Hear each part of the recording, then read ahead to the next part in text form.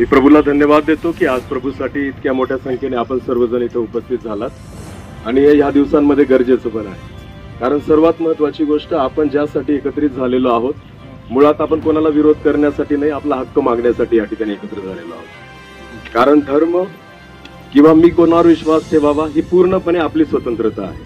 मी नेहमी म्हणतो, जर समजा मी साहेबांना म्हटलं की मला हा शर्ट आवडत नाही, तुम्ही घालत नका जाऊ, तर ते काय म्हणतील, मला पटला मी घातला. एवढंच कोणत्या देवावर मी विश्वास ठेवावा हे माझं व्यक्तिगत मत आहे. समजतंय का? आपण सर्वजण आदिवासी समाजातून आहोत. लोक म्हणतात की यांना भुरळ घातली, पण मी तुम्हाला सांगू इच्छितो, आमच्या आदिवासी बांधवांना कळतं की आम्ही कसं राहावं. आमच्या आदिवासी बांधवांना कळतं चांगलं काय खावं. आमच्या आदिवासी बांधवांना कळतं चांगलं कसं राहावं. या सगळ्या गोष्टी जर आमच्या आदिवासी बांधवांना कळतात ना, तर कोणत्या देवावर विश्वास ठेवावा हेही आम्हाला कळतं. म्हणून कोणीच आम्हाला पहिली गोष्ट मूर्खात काढू नये, भोळं म्हणू नये. जर आम्हाला चांगलं खाणं आणि चांगलं राहणं कळतं, तर कोणत्या देवावर आम्ही विश्वास ठेवावा हेही आम्हाला कळतं. तो आमचा शासनाने म्हणण्यापेक्षा संविधानाने दिलेला अधिकार आहे आणि त्याच अधिकाराचा आम्ही वापर करतो आहोत. म्हणून मला असं वाटतं ना, जे संविधानाचा वापर करतात किंवा संविधानाला जे सुरक्षित ठेवतात त्यांना शासनाने सपोर्ट करावा आणि जे संविधानाचा विरोध करतायत त्यांच्या विरोधात कारवाई व्हावी, ही एक मात्र आमची अपेक्षा आहे.